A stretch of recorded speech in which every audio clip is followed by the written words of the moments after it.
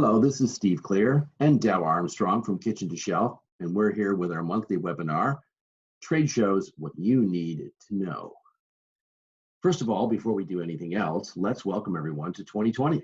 Hello and welcome to 2020. It's exciting.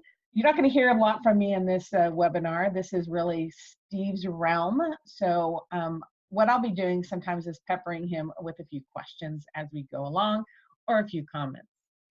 So most of you, I'm sure, have heard of different trade shows, especially in the food industry and what other kinds of events and industry conventions and stuff there are. And that's basically the topics that we're going to cover today. So we're going to talk about, first of all, what is a trade show?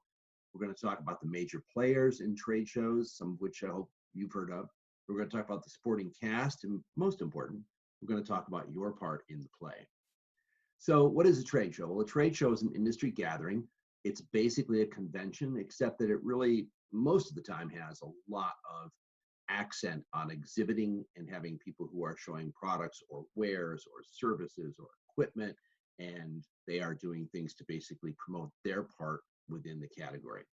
So an industry gathering for sure, and there are different types. We're going to go through those. Some are a little bit more focused on selling, some are more focused on informational, and some even on simply industry trends. They're very focused events though. Even the broader ones that cover, for instance, HBC and cover ingredients and food are still pretty much focused because that one happens to be natural, organic, specialty, and healthy. Trade and or public refers to the fact that some of these are trade only, meaning they're closed except to professionals. And when you want to go to the trade show, or you want to participate in the trade show, you have to offer proof that you actually are within an industry. Other shows are closed maybe only a couple of days and open to the public other days. Other days are fully open to the public. If you're willing to pay the entrance, you can get in, no problem. They are, for the most part, industry benchmarks. So what happens at the show is a culmination of what is going on in the industry at that period of time. And out of each show, you'll generally get something that's going to tell you where things are going. So this year, probably most shows are dealing with two things: CBD and plant-based, at least when it comes to food. So that's what you're looking for. So why would you be interested in a trade show? Well, first of all, you can exhibit in trade shows. And that's a very important thing. You get to get your products out in front of a large group of people. And you want to, at some point, exhibit, but you might not want to start there. You want to make sales, obviously. That's the whole purpose of exhibiting. And you want to go to shows where you're able to sell. And just as important, to make sure that there are actually buyers attending the sales. You can also go to a trade show simply to get more information. It's a great way to basically encapsulating in 2 or 3 days what's going on within that category, within that industry, or within that vertical section. You really can get a lot out of it. It's a macro view in the fact that it has usually a large number of people involved, both from an attending side and from an exhibiting side, but it's micro level, meaning you actually get to meet people one-on-one, and they can ask you questions, you can ask them questions. You can get a lot more information than you can by just doing, for instance, Google research. There are many different types of shows. So there are industry shows that cover like the food industry and the drug industry. And this is my favorite guy here, this Mr. Pizza Man. He's cute. There is even a specialty pizza show as well, by the way, if you're interested. Informational shows tend to be a lot more talking heads, a lot more panels, a lot more keynote type of stuff going on.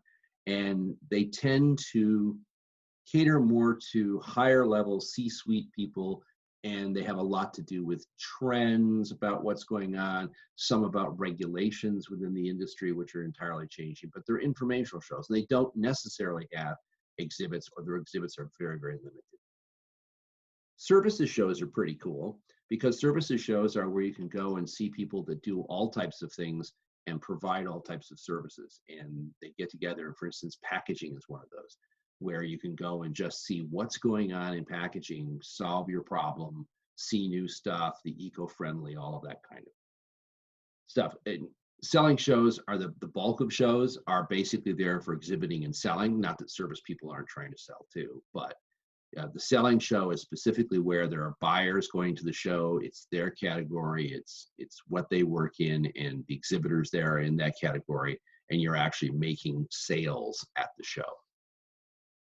There are regional shows, national and regional. And regional shows basically mirror national shows in a different way. But example is the Northwest Food and Beverage Show, which is going to be in Spokane in February.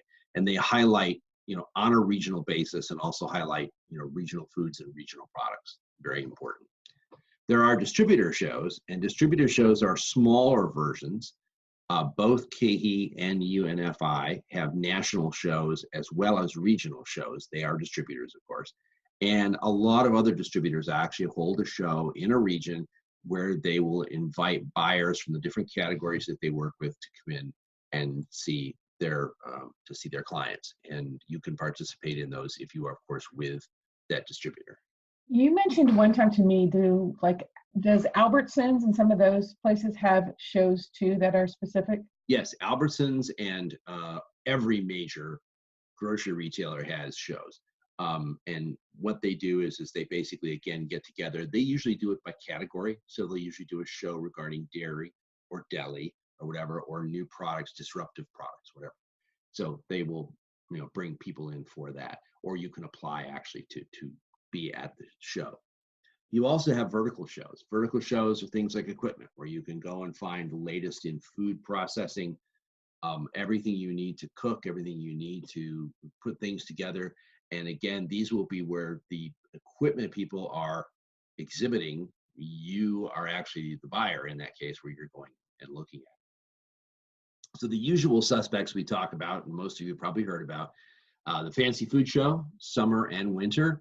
And of course, it's the summer one in New York City, the winter one in San Francisco. Fancy food tends to be a little bit more on the gourmet food and specialty food side, as opposed to natural, organic, specialty, and healthy, but a much bigger NOSH presence at Fancy Food in the last few years. And that's going to continue to grow. The granddaddy of NOSH is Expo West and its counterpart Expo East. West takes place at the Anaheim Convention Center in March. East it used to take place in Baltimore. This year is taking place in Philadelphia in September. And although pretty much restricted to natural, organic, and healthy, they're huge shows because they also include Ingredia, which is an ingredient show. So if you need to buy organic hemp, you can buy it. There's sweets and snacks, and also international baking show, so particularly for baking. There is a private label show. So PMLA is actually a big show, takes place in Chicago. And then there's also UNFI and KeHe, who have, again, their national distributor shows. So you might want to ask, so how do you choose a show? Well, first of all, let's talk about what you're doing. Are you selling? That's going to make a determination in which of the shows you go to or where you start.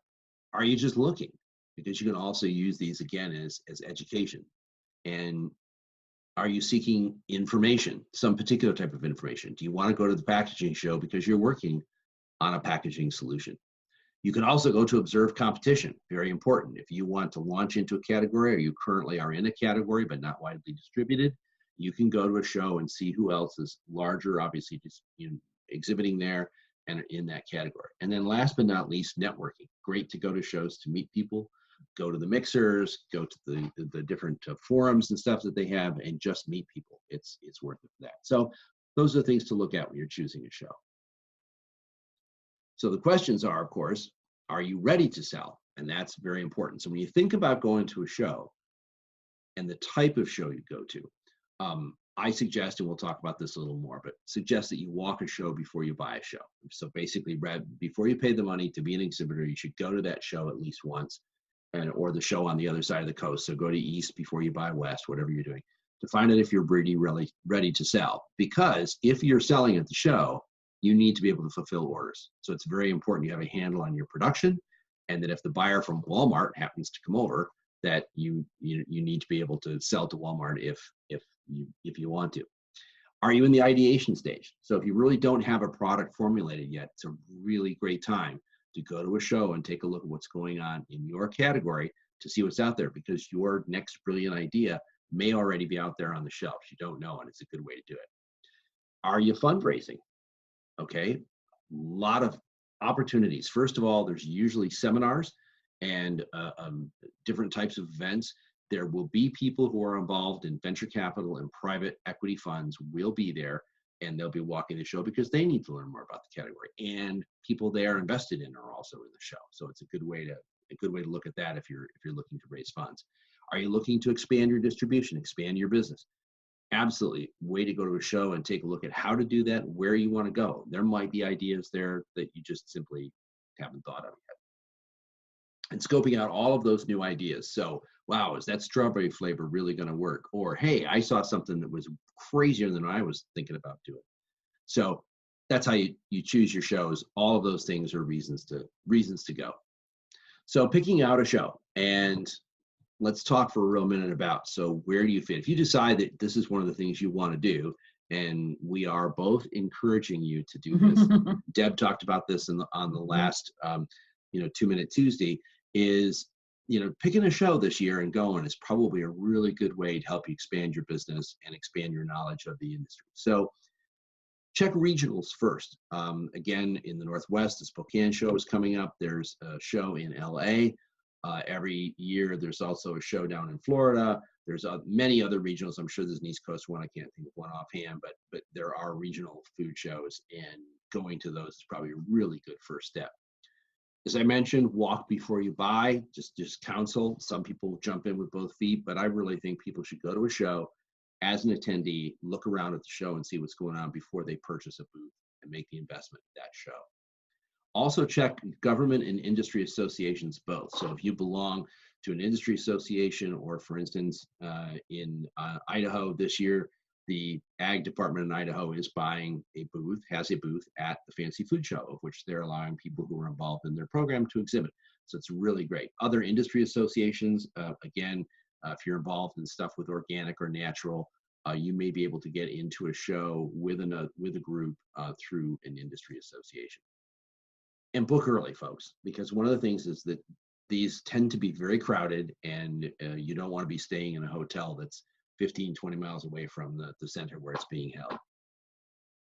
So questions we get about this quite often are, does it cost money? And the answer is yes, of course it does.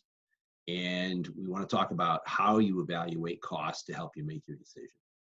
And so shows literally go from hundreds of dollars to enter, like a booth for $350, to hundreds of thousands of dollars if you're a large company like Cargill or whatever, who is taking up a lot of space and has a huge booth thing they bring from place to place. One of the things will help you to evaluate whether or not you want to do a show from a cost point of view is forecasting your production ability. So if you go to a show and you're going to meet 20 people who want to buy X amount of your product, can you in fact produce that amount within a reasonable period of time after the show? That's very important. If you can't, you might want to save the money back on the show. Of course, on the same situation, you want to forecast what your sales are going to look like and how your sales are going to increase. And that's very important because you need to manage those sales, A, and then B, the marketing behind those sales. So if you have an interest, let's say from a conventional grocery store for a product, you're going to be expected to probably do a free fill of a case per SKU per store. You might have to come up with slotting fees. There are all kinds of things. So you need to know basically what it is that constitutes a sale that you can live with. Consolidated effort is, again, you have the opportunity to work with other people through an association or through a government agency and put those together. You share booth space, you share some of the overhead costs, and it really works. Yeah, sometimes you'll go and there'll be people with really small little section. I think that's Savor, California. Savor, California. It's a yes. small little section, but they have a chance to be exposed without spending nearly as much money up front for the show. Yeah, and Savor has continued to grow that space because they have many more people participating. It makes it definitely worthwhile. But consider basically that even if the costs seem a little high, even for going, not just attending, but even for, attending, not just for exhibiting, is consider it like Trade Show University. You can learn so much in a period of time, a short period of time, focused, concentrated at the show, and not just from the different panels and the different things they have there, but from the show itself, just seeing what's being exhibited there and walking the floor. Can you go back to that for a little bit? Sure. And they also, a lot of them do have pre-show classes a lot too, right? So there are many times educational features are attached. So at Expo West, for instance, I've done the Natural Products Business School, which they hold every year. They hold pitch slam competitions in a lot of places as well. So you have that to do. But usually what you will have is, for instance, larger shows like Fancy Food and Expo, you have tracks. So they have maybe 10 different class things going on at the same time the day before the show. Well, you can't go to all of them, but you pick the finance track or the production track or whatever that, you pick and choose between them. But they're very valuable, and most of them come with the price of admission to the show, which is also good. Excellent, thanks. So when you go, first of all, have a plan. It's important that if you're attending, if you're exhibiting, obviously you have to have a plan to get everything together for your booth. But if you're planning on walking the show, put a plan together as to what you want to see, because with most of the major shows, you are not going to be able to see everything in the time that is allotted. Even if they're open, the show is open for 3 days from 10 to 5, you're still not going to get to everything. It's just impossible. Print out the exhibitor list. Once you sign up for a show, you will have access to that, and you can see who is attending, and then you can highlight, of course, who's really necessary for you to see. This is my top ones. I want to go from here to there. You can also look at the numeric listing, because what you don't want to do is jump from one part to another part to another part, spend 3 days walking instead of actually getting to the booths. We mentioned classes, lectures, panels. There are usually tons of them within each of the shows, and they're industry leaders and definitely worthwhile doing. It's part of the reason that you go. Almost as important, networking events. So whether it's the pitch slams or other types of get-togethers, there's just a lot of stuff you can do from a social standpoint. They'll usually have lunches, places where you can go and talk with people. If you go to Expo West or Expo East, you can start your day with a networking yoga class. How about that? And of course, the all-important after-show mixers, where a lot of stuff actually gets done. Again, people are a little tired after the show. They want to just get together and talk a little bit. And people are very open because you're all at the show and you're all there for purpose, and you don't know who you're talking to. And I actually got a client that way once from basically at the bar afterwards at Expo West, and she was standing there and I was standing there and was like, oh man, has this been a day or what? Do my feet hurt? That starts the whole conversation, and a little while later, what do you do? And then those are the type of things. So you can find distributors that way. There's all kinds of potential. So if you're planning on attending, just some, from my 20 plus years of going to trade shows, is arrive early. You arrive early because, as Deb mentioned, there are pre-show events. You want to be there, get a lay of the land. There usually are things going on, and why not take advantage of those? If it's an extra day or whatever out of your schedule, I know everybody's schedule is tight, but you're making a commitment to this and you're making an investment. Be there and be in better shape, get rid of the jet lag or whatever you want to do that. By the same token, there are after show events at a lot of places too.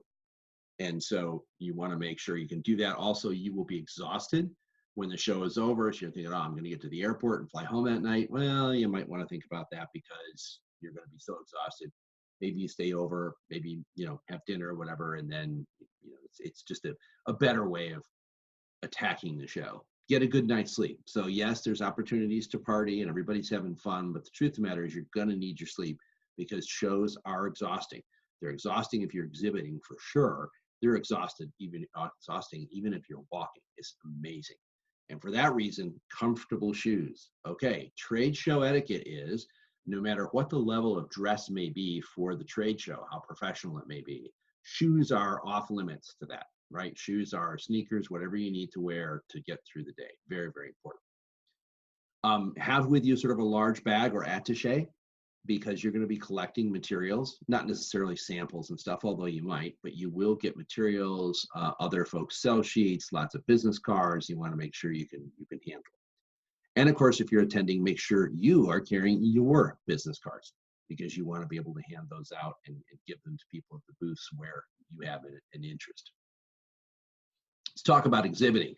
Again, counts on exhibiting. Start small and regional. Don't try to make Expo West your first show. There are people who have done it. I've had people on the podcast who not only did they do it as their first show, they flew in from Australia to do it. So, but not recommended is the way to do it. Start small and regional, get your booth together, get your ideas together, and move on from there.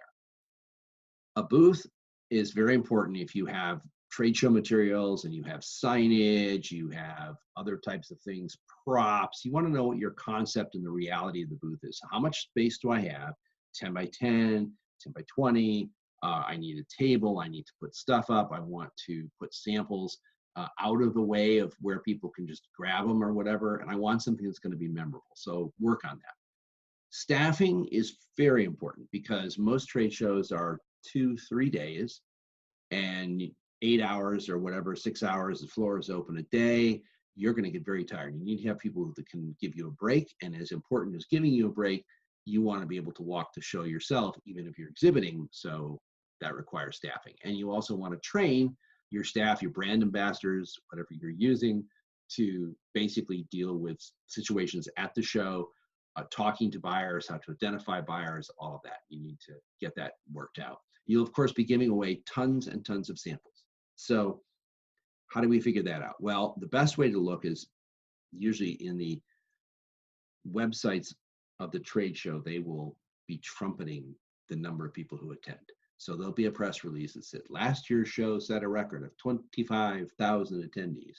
Well, not all 25,000 attendees are going to come to your booth, and not all of them are going to want a sample, but it gives you an idea of the order of magnitude of what you have to do.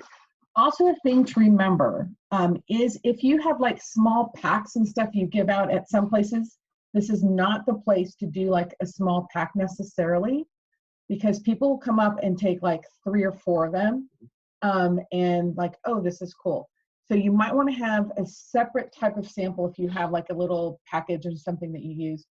We had one group that used, they had a 1 ounce bag that they gave out of their dried fruit, and they had to change it to where they did little cups because the other ones were just flying off and not by people that were interested in buying. The little paper cups that, just are a little bite or whatever are really sufficient, and you really want to do that. Larger CPG manufacturers actually create SKUs to give away at trade shows. So they do the 1/2 ounce or 1/4 ounce little pack to basically keep that in, in line. So equipment, also, right, so what equipment do you need? Well, if you're cooking something, a lot of places you will get electricity with the booth, but you won't get anything else. So you're going to need, for the most part, they usually have tables and chairs, but for the most part, if you're going to have a toaster oven, convection oven, fryer, George Foreman grill, whatever you're going to need to do the stuff, you're going to need to take that with you if you haven't marked it before you go. But that's important. A lot of people forget that it's just that stuff is not supplied. Now, you will get some shows, and you'll have contact with shows beforehand where if you need to cook something or prepare something there, they will actually have catering facility stuff that you need to rent. They don't necessarily let you bring in your own all the time. And also don't forget to check for electricity availability. They'll ask and how much, and don't forget to bring, if you're using electricity, like a strip, if you need to plug in power strip multiple stuff when you're coming in, because I've been at trade shows where people they have a plug and that's it, but they have 3 things they want to plug in. Extension cords, all of that, if you're looking at doing equipment. And then depending upon where the electric comes in at the corner of the booth, it may not be where you want to set up your stuff. One thing really quick on oh, sorry, go ahead.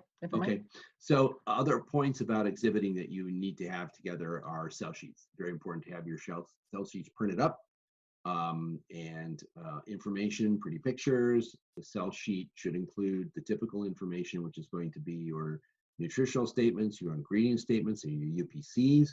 It should not contain any type of pricing info. You should take pricing info with you to the show, but a couple of things. One is you want to have a pricing sheet. You may want to have 2 different pricing sheets. So you may want to have a direct sales one. You may want to have one that includes price with shipping or not shipping, distributor sheets. You want all that information separately from your sell sheet. Your sell sheet will work for everything, but it shouldn't work for pricing.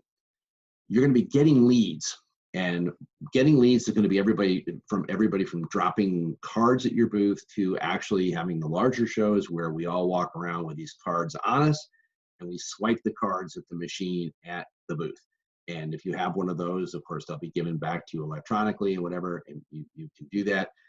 Other shows you may generate by having like a fishbowl there and doing doing a raffle or doing something else to basically get those extra leads. You'll be writing orders at the show, we sure hope. So if you're exhibiting and it's a selling show and you're prepared to write orders, have order forms. If you don't have order forms currently, or you have a kind of a mundane PO type of system or whatever, put together an order sheet that basically takes down, all of the necessary information you need, considering that you're going to spend a minute, 2 minutes with these people, and you're going to need to have shipping information, all the other type of stuff. Just as important is walk the show yourself. So make sure you can do that, because that's part of the reason even of exhibiting is you want to learn more about the industry and you want to get out there and see what's going on. So let's talk about a couple of shows. So the Winter Fancy Food Show is coming up in San Francisco, July 19th to the 21st. It's put on by the Specialty Food Association, and Kitchen 2 Shelf will be there. We'll be doing some podcast recording. We'll be doing some other live stuff from there. So it should be a lot of fun. We have clients who are exhibiting, and that's always fun because we may spend a little time working a booth. I know, I like doing that always. It'll be absolutely a lot of fun. Also, Northwest Food and Beverage, which we mentioned before, it's in Spokane, February 17th to 19th. It's mainly a processing show, so it's a lot of equipment and process stuff for preparing foods, but they do have a center section called Taste of Northwest, which is for packaged goods and sampling, and it's a good show starter if you're in the Pacific Northwest, and Kitchen 2 Shelf will be there as well. So one of the things to think about when you're looking about going to a show, what we talked about earlier, is finding out. You can go usually to the website and kind of find out who the bigger exhibitors are. And if you have a question, contact the people that are putting it on, and they can give you some idea if it's a good fit for you or not. That's how we found out there was a deal on this one. We weren't sure if it was a good fit for our client, right, and even for us to necessarily go and attend. And we called, and they had a good deal because they want to start adding more food companies to it. Right, and Northwest Food and Beverage is also bouncing back because last year they made the mistake of holding the convention the same weekend as the Fancy Food Show, and that was not a good thing.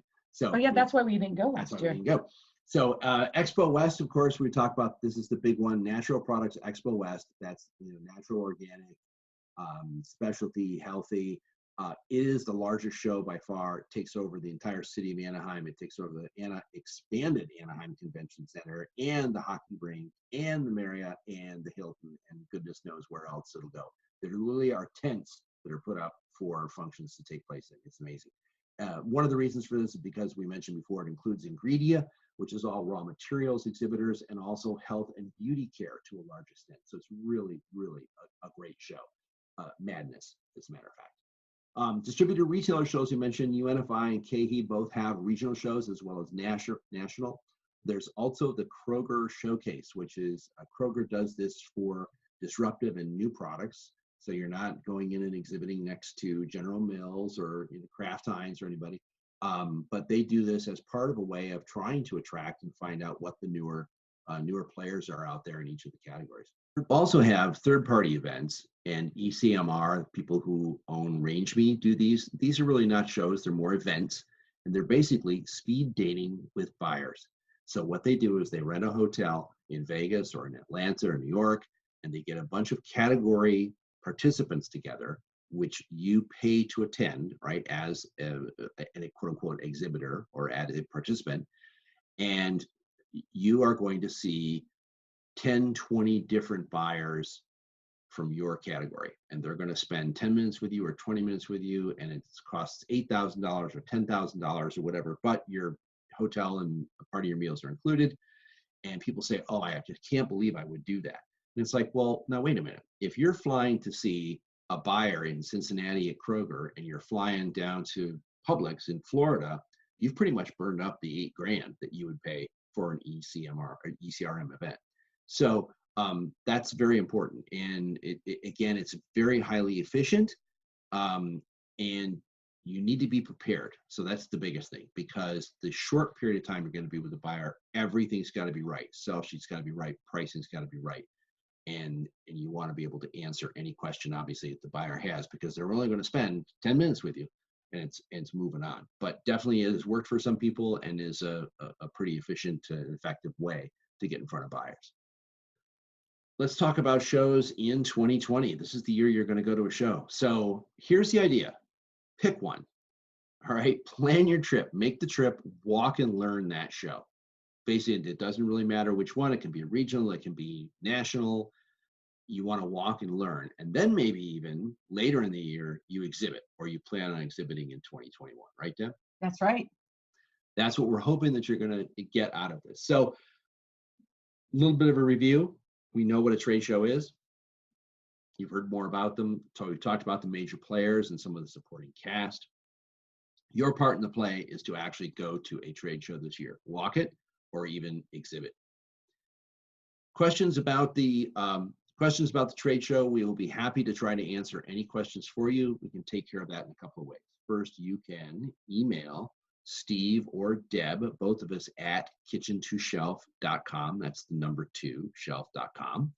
You can also contact me at steve@nextlevelmarketing.com. That's with 2 X's. We do have one question on here, which is, if I already have a distributor, do I need to go to a show? What is it? Is it a good idea? Right. So the answer is yes, absolutely. As a matter of fact, if you have a distributor, it's more imperative that you go to a show, because the distributor is there to handle your product from a supply chain management standpoint, not a sales standpoint. So even though they may get you into some accounts because they work in those accounts and manage some sections, you need to pull through. And so you need to go to shows and exhibit at shows. And then when the buyer says, who's your distributor, you can answer the question. It makes it a lot easier to make the sale. So let's talk about what's up besides trade shows. So first of all, Kitchen to Shelf, Deb is doing the 2-Minute Tuesdays. She was talking about trade shows earlier this week, and we're going to have some other very interesting ones coming up. Basically 2 minutes of stuff that can be an action point for your week. The Next Level Brands weekly podcasts are continuing. For those of you who haven't heard those, you definitely should. We've had some excellent ones. Our guests this week were Grace Ventura and Sarah Bird of Beyond Broth. That's a vegan broth, which Grace invented. And Sarah Bird, of course, was for years involved with big CPG at Nestle and Power Bar, and then moving on to Annie's, where she helped ramp Annie's up into a huge natural, organic, and specialty company. So those, again, air Thursdays, and you can find them when you're on the mailing list. We'll send them, or if you don't know, just go to the Next Level Marketing website and you'll be able to find them.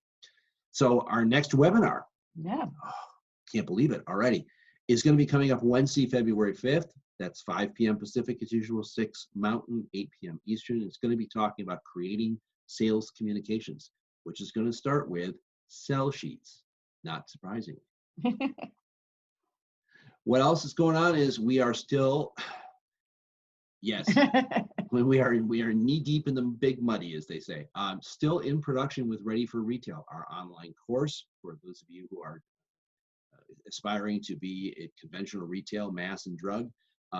We're involved in it. There's a lot of cool things coming with it. We're doing some extra production stuff for it, taking a little more time than we wanted, but it's going to be there shortly. And last but not least, how can we help? Yeah, so for Kitchen to Shelf, we have Ready for Retail, which we are in production for. As soon as we get done with that, we were going to do LaunchPan. And LaunchPan is really for those that are thinking of starting a food business or just kind of put their toes in the water. Maybe they're selling to friends. They might have their first booth at the farmer's market. And that one probably won't take as long, partly because the learning process of putting this all together. We're having a master class. We're going to have that in spring, and we'll give you more information on that. That's going to be a semi-live class. So we'll have some videos and information, and then meeting weekly to help you expand and grow your business even faster. And then we do have packages, start and grow packages. So coaching to help you move faster in your business. And then further consulting, of course, from Next Level, where I can work with folks on distribution plans if you're looking to expand your retail in conventional grocery or mass or drug or in fact any channel. Marketing reviews, which we also do on a consulting basis, take a look at how your marketing effort is working, what you might be able to do better, how to support new product launches, and general business planning. Excellent. That's what it's all about. So again, you can reach us at deb@kitchen2shelf. That's the number 2 shelf.com. Same thing, Steve at kitchen2shelf.com. Thanks. Have a great week. See you next time.